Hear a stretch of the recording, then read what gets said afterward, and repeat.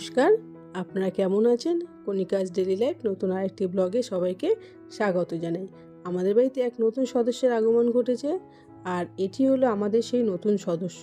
ভারী সুন্দর দেখতে লাগছে বলুন।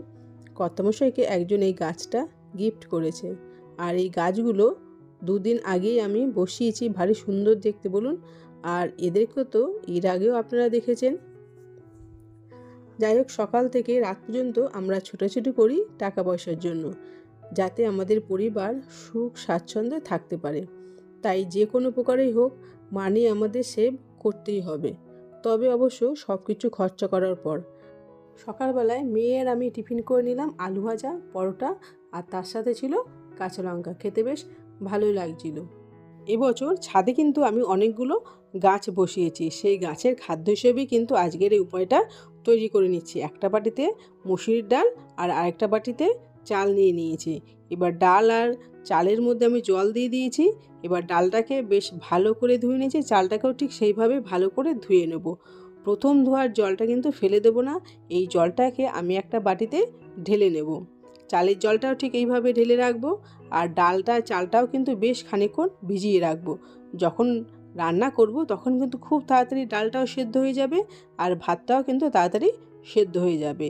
আর এই চাল ধোয়া ডাল ধোয়া জলটা কিন্তু গাছের পক্ষে খুবই উপকারী।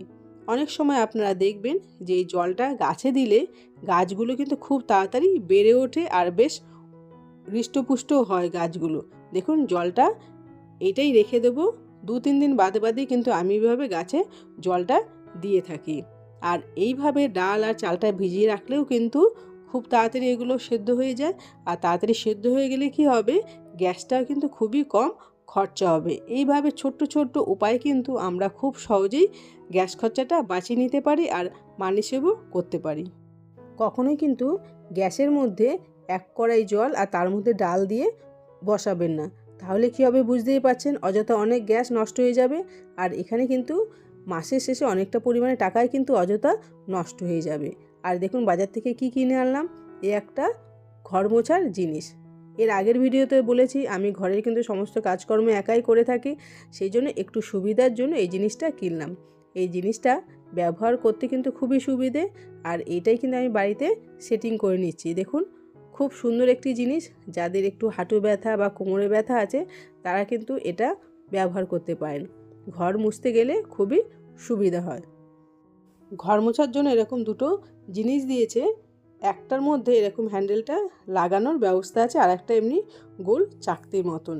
এবার যে হ্যান্ডেলটা এর মধ্যে আছে সেটাকে সেটিং করে নিতে হবে। এই সেটিং করাটাও কিন্তু ঠিকঠাকভাবে করে নিতে হবে, নাহলে কিন্তু জিনিসটা একদম অকেজো হয়ে যাবে। দেখুন, এইভাবে ধরে নিয়ে তারপরে যে হ্যান্ডেলটা আছে এটাকে আমি লাগিয়ে নিচ্ছি। প্যাকেট থেকে হ্যান্ডেলটা বার করে নিয়ে একটা একটা করে অংশ জুড়ে নিচ্ছি। খুবই সোজা, একবার দেখলেই কিন্তু আপনারা খুব সহজেই এটা সেটিং করতে পারবেন। এইভাবে প্রথমে হ্যান্ডেলটা বার করে নিয়ে প্রথমে যে ধরার জায়গাটা আছে সেটার মধ্যে এই যে একটা প্লাস্টিকের হ্যান্ডেল আছে সেটাকে লাগিয়ে নিতে হবে। তারপরে যে দিকটা দিয়ে মুছবো সেদিকটাকে সেটিং করে নেব। প্রথমে এটা খুলে নিয়ে তারপরে হ্যান্ডেলটা এর মধ্যে দিয়ে গোল অংশটা এর মধ্যে ঢুকিয়ে দিলেই কিন্তু পেঁচিয়ে দিলে খুব সুন্দরভাবে সেটিং হয়ে যাবে। আর একটা জিনিস, ঘর মোছার পর পরিষ্কার করার পর তারপরে কিন্তু এই জিনিসটাকে ভালো করে ধুয়ে রোদে অবশ্যই কিন্তু রেখে দেবে, নাহলে জল শুদ্ধ রেখে দিলে এটা কিন্তু খুব তাড়াতাড়ি নষ্ট হয়ে যাবে। দেখুন, খুব সহজেই কিন্তু এটা সেটিং হয়ে গেল। এবার হ্যান্ডেলটাকে একটু সোজা করে নিতে হবে। খুবই সহজে একটি জিনিস। এবার হ্যান্ডেলটাকে দেখুন বেঁকে আছে, এইভাবে তো ঘর মুছে যাবে না, সেজন্য হ্যান্ডেলটাকে সোজা করে নিতে হবে। উঠে আমি পা দিয়ে একটু চাপ দেবো আর আস্তে করে হ্যান্ডেলটাকে সোজা করে নেব। দেখুন কত সহজে হ্যান্ডেলটা সোজা হয়ে গেছে। আর এইভাবে ঠিক সোজা করে নিয়ে বাস্কেটের মধ্যে জল দিয়ে ভালো করে এটাকে ধুয়ে তারপরে ঘর মুছে নিতে হবে। আরও একটা গুরুত্বপূর্ণ কথা আপনাদের সঙ্গে শেয়ার করছি। আপনাদের টাকা পয়সা কোথায় জমাবেন? নিশ্চয়ই বাড়িতে নয়।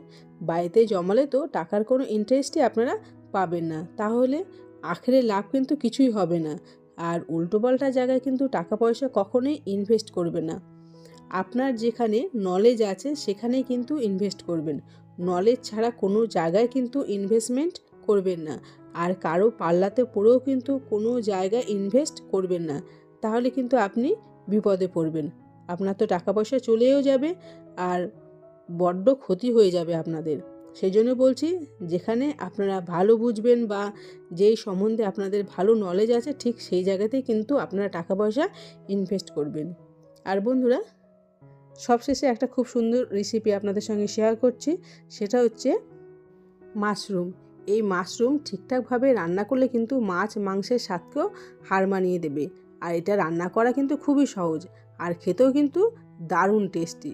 মাশরুমগুলোকে ভালো করে ধুয়ে নিয়ে তারপরে একটু খোসা ছাড়িয়ে এইভাবে ছোট ছোট করে কেটে নিয়েছি। এবার কড়াইতে সর্ষে তেল দিয়ে তার মধ্যে শুকনো লঙ্কা ফোড়ন হিসাবে দিয়ে দিলাম। শুকনো লঙ্কা যে ভাজা হয়ে গেছে তারপরে দিয়ে দিলাম রসুন কুচি, তারপরে দিয়ে দিচ্ছি পেঁয়াজ কুচি। পেঁয়াজটা একটু লাল লাল করে ভেজে নেব। পেঁয়াজের মধ্যে দিয়ে দিচ্ছি সামান্য পরিমাণে একটু লবণ দিলে কী হবে, পেঁয়াজটা খুব তাড়াতাড়ি নরম হয়ে যাবে আর পেঁয়াজটা কিন্তু খুব তাড়াতাড়ি ভাজা হয়ে যাবে। আর এটা গরম গরম ভাতের সঙ্গে খেতে খুবই ভালো লাগে। লবণ দিয়ে পেঁয়াজটাকে আরও একটু ভেজে নিচ্ছি। খুব অল্প সময়ের মধ্যে কিন্তু এই মাশরুমের তরকারিটা তৈরি হয়ে যায়। এবার দিয়ে দিলাম কাঁচা লঙ্কা আর দিয়ে দিচ্ছি ক্যাপসিকামগুলো একটু ছোটো ছোটো করে কেটে নিয়েছি। আর ঝালটা আপনারা অবশ্যই আপনাদের পছন্দ অনুযায়ী দিয়ে দেবেন।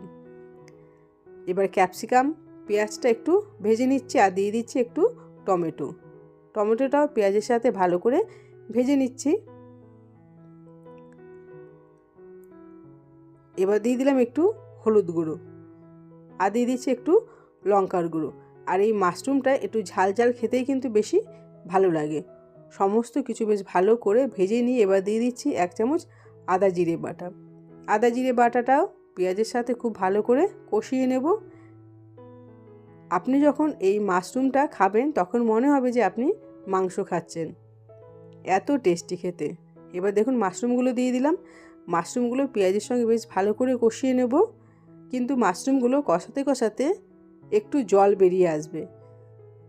এবার জলটাকে বেশ ভালো করে টানিয়ে নিতে হবে। এভাবে ভাজতে ভাজতে কিন্তু একদম শুকনো হয়ে যাবে। দেখুন কড়াইতে জল বেরিয়ে এসছে। এইভাবে আরেকটু নাড়াচাড়া করে নিলেই কিন্তু মাশরুমটা একদম রেডি হয়ে যাবে।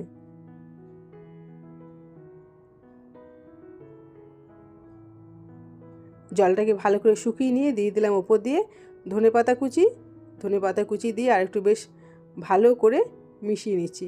বন্ধুরা, আজকের এই টিপসগুলো আপনাদের কেমন লাগলো অবশ্যই কমেন্টস করে জানাবেন। ভালো লাগলে একটা লাইক করবেন।